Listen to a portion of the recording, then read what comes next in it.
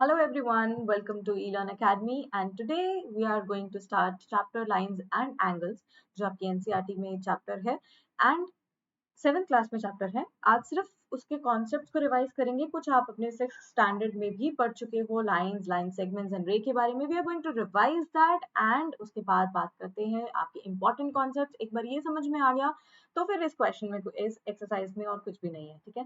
Will be covering the exercises also, but first let's get start with the concepts. If you have not subscribed to the channel yet, जल्दी से subscribe कर लीजिए and share it with your friends also कि उनको भी lockdown में इसका benefit मिल जाए। So let us introduce the concepts. Point क्या होता है आपने पहले भी पढ़ा है। Point is just a dot, right. एक स्क्रीन पर इस तरीके से मैंने एक डॉट लगा दिया तो इसको क्या हम जनरली कैपिटल लेटर से इसको डिनोट करते हैं। फॉर एग्जांपल मैंने क्यू आर इससे डिनोट कर दिया, तो इनको फिर ज्वाइन आप बाद में करते रहना। तो अब हम लाइन बनाएंगे, बट पॉइंट क्या है, जिसकी कोई लेंथ ब्रेथ हाइट नहीं है, एक सिंपल मैथ्स में एक डॉट से रिप्रेजेंट करते हैं उसको, वो कहलाता है हमारे पास पॉइंट, ठीक है। अब लाइन क्या है, जब आप लाइन के बारे में बात करते हैं तो लाइन को आपको सुन के पता चलता, आपको याद अगर आए, अपने 6th क्लास में भी आपने पढ़ा था कि लाइन का कोई भी एंड पॉइंट नहीं होता। वाई? लाइन में दोनों तरफ ये जो एरो लगा होता है, ये डिनोट करता है that it has no end point, it can be extended on both the sides, right. इसकी कोई भी ब्रेथ और थिकनेस नहीं है। लेंथ तो डेफिनेटली है, बट वो क्या लेंथ है हमें नहीं पता अगर हम इसको एक्सटेंड कर रहे हैं। एक फिक्स लेंथ इसकी नहीं है, because it can be extended on both the ends. तो वो होता है लाइन। आपको कहीं पे भी इस तरीके से लाइन आप ड्रॉ कर दीजिए, और अगर आपने एरो लगाया हुआ है, इसका मतलब आप इसको चाहे तो इस तरफ लेफ्ट या राइट साइड पे एक्सटेंड कर सकते हैं। आप इसको L1 L2 कैसे भी डिनोट कर सकते हैं। That is what a line is all about. And अगर मैं इस पे कोई भी पॉइंट्स मार्क कर दूं तो ये उस लाइन पे क्या हो जाएंगे। I can say that A, B, C and D are the points on line L1, ठीक है। ये हम कह सकते हैं। तो ये डॉट से मैंने पॉइंट्स को डिनोट कर दिया इस L1 लाइन के ऊपर, ठीक है। Now let us talk about रे। अब लाइन और रे में डिफरेंस आपको देखते ही पता चल रहा है। लाइन में आपको दोनों तरफ मिलता है ये एरो, ठीक है। दैट मीन्स दोनों तरफ से एक्सटेंड हो सकती है। यहाँ पर रे में क्या है, एक तरफ डॉट है, इसका मतलब यहाँ से ये एक्सटेंड नहीं होने वाली है। So if I take it A B, अगर ए बी मैं एक रे की बारे में बात कर रही हूँ, तो वो A B ray can be extended from the point B but can not be extended from the point A. आप इसको ऐसे याद कर सकते हो कि सन की जो रेज हैं वो अर्थ पे जब आपकी रीच करती हैं, तो एक तरफ से तो उसका starting point is fixed, but उसका ending point is not fixed. वो कहीं उसकी कुछ भी लेंथ हो सकती है, राइट। या टॉर्च की रेज, आप इस तरीके से रे को रिलेट करके याद रख सकते हैं कि इसका स्टार्टिंग पॉइंट तो फिक्स है, वहां से आप इसको चेंज नहीं कर सकते, बट इसका जो आगे जाके इसको बी पॉइंट को आई कैन एक्सटेंड इट, ठीक है। So it has start point is fixed and it moves in the same direction. चाहे आप ऐसे बना लीजिए रे, चाहे आप ऐसे बना लीजिए रे। ओ ए, दिस इज आल्सो अ रे, alright, where O is a fixed point and it can be extended in the direction of A.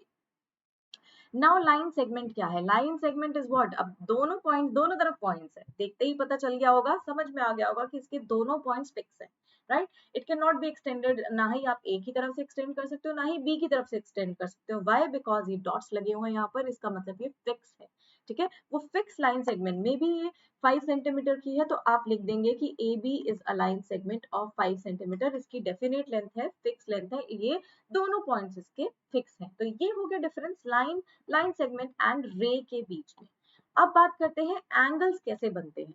कोई भी आपके दो इस तरीके से रेज अगर फॉर्म हो रही हैं, एक कॉमन पॉइंट पे मिल रही हैं, इस कॉमन पॉइंट को बोलेंगे वर्टेक्स और ये कहलाएंगे उसके आर्म। तो यहाँ पर जो भी फॉर्म हो रहा है ये होगा angle, right. You can see in the figure also, दो लाइन सेगमेंट्स या फिर दो रे जो है ज्वाइन हो रहे हैं यहाँ पर एक फिक्स पॉइंट पे, ये इनका वर्टेक्स है, कॉमन एंड पॉइंट है इनका, एंड बाकी के जो दो है वो आर्म्स है। तो ये क्या बन रहा है, एक एंगल बन रहा है। आपकी बुक में भी क्या बन सकता है, एक एंगल बन सकता है, राइट। ये वर्टेक्स है और ये दोनों लाइन सेगमेंट्स फिक्स हैं। So this is what an angle is being formed, ठीक है। ये एंगल को आप कैसे मेजर करते हो, आप डिग्रीज में मेजर करते हो। 180 डिग्रीज है, 40 डिग्रीज है, 60 डिग्रीज है, तो इसकी यूनिट को हम डिग्री बोलते हैं एंड इस तरीके से इसको डिनोट किया जाता है। ठीक है, आपने ये पहले भी पढ़ा है, हम सिर्फ रिवाइज कर रहे हैं। फिर आपने टाइप्स ऑफ एंगल्स भी पढ़े होंगे कि एक्यूट एंगल वो एंगल होता है जो 90 डिग्री से छोटा होता है, less than 90 degree is what acute angle. ठीक है, राइट एंगल इज व्हाट, जो खुद ही 90 डिग्रीज का होता है उसको बोलते हैं राइट एंगल, एंड जो 90 डिग्री से ग्रेटर होगा that is what obtuse angle. ठीक है, अक्यूट नाम से पता चल जाएगा, क्यूट है, 90 से छोटा होगा, क्यूट है, छोटे बच्चे क्यूट होते हैं, तो इसलिए 90 डिग्री से जो लेस होगा that is what acute angle. फिर राइट एंगल, स्ट्रेट एंगल आपको जो सॉरी जो इस तरीके से एंगल बन रहा है वो है 90 डिग्रीज का, स्ट्रेट लाइन आपको यहाँ पर दिख रही है, एंड जो 90 डिग्री से ग्रेटर है दैट इज ऑब्ट्यूज एंगल। फिर और बात करते हैं स्ट्रेट एंगल क्या होता है। जो लाइन स्ट्रेट लाइन पर एंगल बनता है उसे बोला जाता है स्ट्रेट एंगल, जो प्रोटेक्टर में भी आपको दिखता है, which is of the measurement 180 degrees, जो 180 डिग्रीज के इक्वल होता है, that is what a straight angle. ठीक है, रिफ्लेक्स एंगल वो होगा जो 180 डिग्री से ज्यादा होगा बट 360 डिग्री से कम होगा। 360 degree is what a complete angle. आपको जो सर्कल के बीच में जो एंगल बन रहा है, सर्कल के सेंटर में जो एंगल बनता है that is what 360 degrees angle.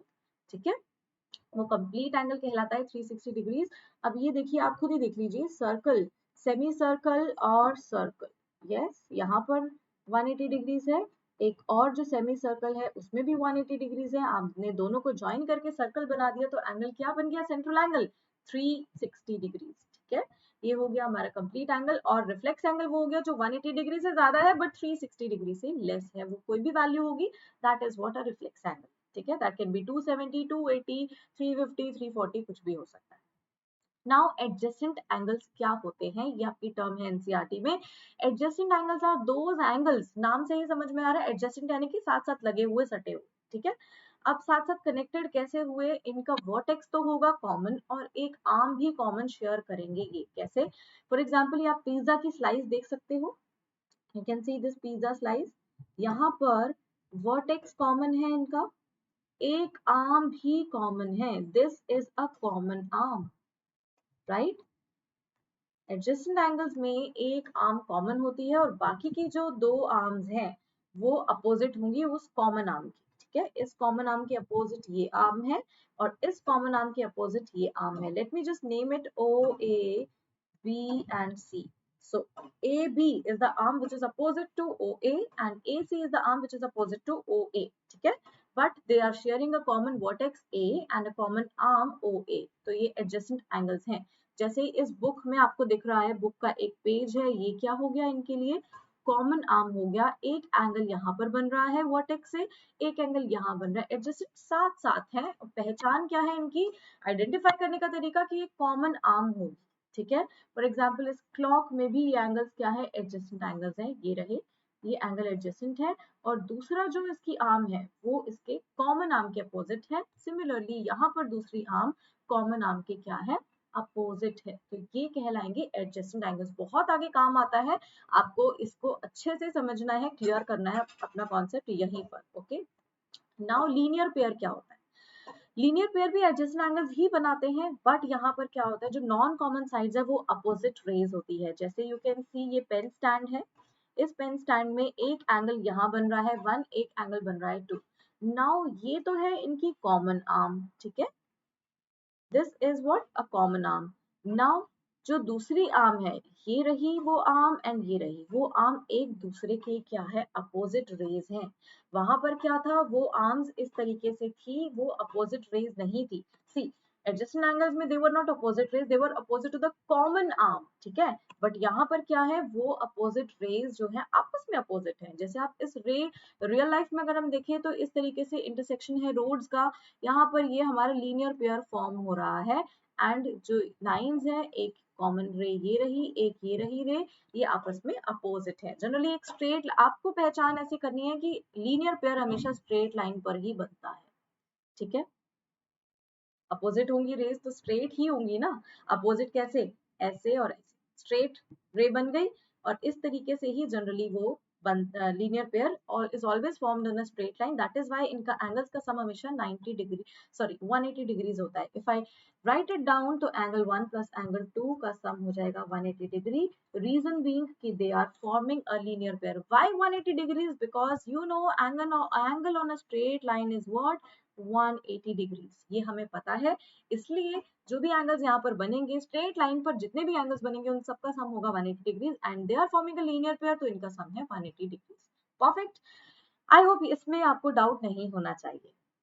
Now what are vertically opposite angles? Vertically opposite angles, जैसे V बन रहा है तो आपको इस तरीके से दिख रहा है एंगल 1 और 2, ये V यहाँ बन रहा है, ये V यहाँ पर भी बन रहा है। इस तरीके से V कब बनेगा? जब दो लाइंस आपस में क्या करेंगी? इंटरसेक्ट करेंगी। Whenever two lines are intersecting, they form opposite angles, vertical opposite angles, and they are equal. वो क्या होते हैं? इक्वल। फॉर एग्जाम्पल आप ये सीजर में देख सकते हो, सीजर को आपने ऐसे ओपन कर रखा है, तो यहाँ पर ये जो एंगल बन रहे हैं A and B, these are vertically opposite, C and D are vertically opposite. ठीक है, इस तरीके से फॉर्म में मिलता है आपको। और ये रेलवे क्रॉसिंग साइन बोर्ड्स में भी आपको दिख जाएगा वर्टिकली अपोजिट एंगल, इस फैन के फॉर्म में भी। सो ये रियल लाइफ कुछ वर्टिकली अपोजिट एंगल्स है। आप मुझे कमेंट में बता सकते हो और भी कौन से रियल लाइफ वर्टिकली अपोजिट या फिर एडजेसेंट एंगल्स आपने देखे हुए हैं। Right, now let us talk about intersecting lines. Intersecting lines वो लाइंस होती हैं जिनका पास एक कॉमन पॉइंट पे वो इंटरसेक्ट कर रही हैं, कट रही हैं वो लाइंस। लेट मी से इसका कॉमन पॉइंट है P। ठीक है, कोई भी दो लाइंस आपस में इंटरसेक्ट करेंगे तो उनका कॉमन पॉइंट होगा। But parallel lines on the other hand, they don't have a common point because वो क्या है? इंटरसेक्ट ही नहीं करती। Right, parallel lines are the lines जो सीधा चलती रहती हैं, like a railway track, like what, a scale, a ruler, parallel हैं एक दूसरे के and they don't intersect, so they don't have a point in common. ठीक है, जनरली आपके 1 मार्क के क्वेश्चंस में ऐसे क्वेश्चन आ जाते हैं too, what about the parallel lines having a point common, having how many common points are there in case of parallel lines? So you will say there is no common point in case of parallel lines because they don't meet, they don't intersect, right? Okay, now let me talk about a transversal। बहुत जरूरी है जिसके बारे में समझना, क्योंकि transversal parallel lines के साथ कौन से एंगल्स फॉर्म होते हैं ये समझना बहुत जरूरी है। सो ट्रांसवर्सल वो लाइन है जो दो स्ट्रेट लाइंस को डिस्टिंक्ट पॉइंट पे इंटरसेक्ट करती है। राइट, डिस्टिंक्ट पॉइंट पे इंटरसेक्ट किया एंड काफी सारे एंगल्स भी बनाती है। फॉर एग्जांपल आप ये रोड के केस में देख सकते हो, इंटरसेक्शन हो रहा है, दो रोड्स पैरेलल हैं एंड एक लाइन ने उसको इंटरसेक्ट कर दिया, यहाँ पर एक और रोड उसको क्रॉस करके जा रही है दो लाइंस को। इस विंडो पेन में आप देख सकते हो दो लाइंस हैं यहाँ पर भी एंड ये ट्रांसफर, जरूरी नहीं है ट्रांसवर्सल को स्लैंट ही होना चाहिए, वो ऐसे भी हो सकती है। ठीक है, ऐसे भी हो सकती है। ओके, जनरली आपको ऐसे दिखता है कि वो स्लैंटिंग ही होती है, सो ऐसा नहीं है कि वो स्लैंट ही होना चाहिए, बस वो स्ट्रेट लाइंस को इंटरसेक्ट कर रही है दो अलग अलग पॉइंट्स पे। डिस्टिंक्ट पॉइंट मींस दो डिफरेंट पॉइंट्स पे। एक पॉइंट फॉर एग्जांपल यहाँ पर ये पॉइंट हो गया P एंड यहाँ पर ये पॉइंट है Q। Now let us talk about angles made by a transversal, which is very important to identify कि कौन से angles होते हैं। I will start with interior angles first, कि कुछ होते हैं interior angles, फिर होते हैं हमारे पास exterior angles। Alright, now जब भी दो लाइंस को एक ट्रांसवर्सल, फॉर एग्जांपल यहाँ पर आप देख सकते हो इस फिगर में L और M are the two lines which is being intersected by a transversal P at two distinct points। एक पॉइंट ये हो गया, let me call it A, और एक पॉइंट ये हो गया, let me call it B। ठीक है, अब कुछ एंगल्स बन रहे हैं इंटीरियर, आपको पता है इंटीरियर मतलब that is on the inner side and exterior that is on the outer side. तो वो एंगल्स जो अंदर की तरफ फॉर्म होंगे वो सारे कहलाएंगे इंटीरियर एंगल्स। यहाँ पर हो गए 3, 4, 5 एंड 6, ये सारे एंगल्स अंदर की तरफ है, तो इंटीरियर एंगल्स बन गए angle 3, angle 4, angle 5 and angle 6, these are interior angles. Perfect. Exterior angles those are they are formed the outer side of these lines, तो वो क्या हो गए? Angle 1, angle 2, angle 7 and angle 8, these are what? Exterior angles. Perfect. सबसे पहले तो ये पता होना चाहिए कि इंटीरियर और एक्सटीरियर एंगल्स कौन से हैं। इसके बाद हमारे पास आता है alternate angles and corresponding angles. तो ऑल्टरनेट एंगल्स कौन से होते हैं एंड कॉरेस्पॉन्डिंग एंगल्स कौन से होते हैं, बहुत इंपॉर्टेंट है समझना। आप ये समझना बहुत इंपॉर्टेंट है। ऑल्टरनेट में आपको ध्यान रखना है, एक इमेज बनती है Z की फॉर्म में, कॉरेस्पॉन्डिंग में एक इमेज बनती है F की फॉर्म में, then you there is nothing to left. ठीक है, अगर आपको ये चीज समझ में आ गई। Now you can see there is a Z being formed here. Can you identify a Z? एक Z यहाँ बन रहा है, तो ये जो इंटीरियर या फिर आप इनको ऑल्टरनेट इंटीरियर एंगल्स भी कह सकते हैं, angle 3 and angle 6 are what? Equal, because they are alternate angles. Alternate interior angles are equal जब भी दो straight lines को एक transversal intersect करती है दो distinct points पे कट करती है तो जो alternate angles होते हैं वो equal होते हैं बच्चे and angle 4 and angle 6. Similarly यहाँ पर अगर similarly if I take this यहाँ पर भी एक z बन रहा है this z has what angle 4 and angle 5 उस z के बीच में कौन से angles बन रहे हैं angle 4 and angle 5 they are also equal because they are alternate interior angles okay आपको बस z देखना है जहां पर भी ये आपको दिख जाए ये लेटर फॉर्म होता हुआ यानी कि वो alternate इनके अंदर वाली तरफ जो angles बनेंगे वो होंगे हमारे पास alternate angles ठीक है अब बात करते हैं corresponding angles की alright तो कॉरेस्पॉन्डिंग एंगल्स वो एंगल्स होते हैं जहां पर मैंने आपको जैसे बोला एफ की फॉर्म में अब वो होते कैसे हैं लेट मी शो यू ये रहा एफ की फॉर्म में एक फिगर बनती हुई ठीक है नाउ कॉरेस्पॉन्डिंग लाइन के अगर ऊपर वाली तरफ आप एंगल्स लेंगे दोनों एंगल्स होने चाहिए लाइन के ऊपर वाली तरफ बाकी दोनों एंगल्स होने चाहिए लाइन के नीचे वाली तरफ कैसे so angle 2 is formed on the outer side of the line ठीक है एंड सिमिलरली एंगल 6 इस एफ फिगर में अगर मैं दो लाइंस के ऊपर वाली तरफ एंगल देखूं इन दो लाइंस को ये पी ट्रांसवर्सल ने इंटरसेक्ट कर दिया एल लाइन के ऊपर वाली तरफ बन रहा है एंगल 2 एंड एम लाइन के ऊपर वाली तरफ अपर साइड पे एंगल बन रहा है 6 so these are corresponding angles and they are equal right similarly इस लाइन के एल वाली लाइन के डाउनवर्ड तरफ एंगल बन रहा है 4 एंड M line की डाउनवर्ड तरफ एंगल बन रहा है 8 they are equal because they are corresponding angles and you can identify easily because a figure of F is being formed right similarly अगर मैं आपको दूसरी तरफ बोलूं F जहां पर फॉर्म हो रहा है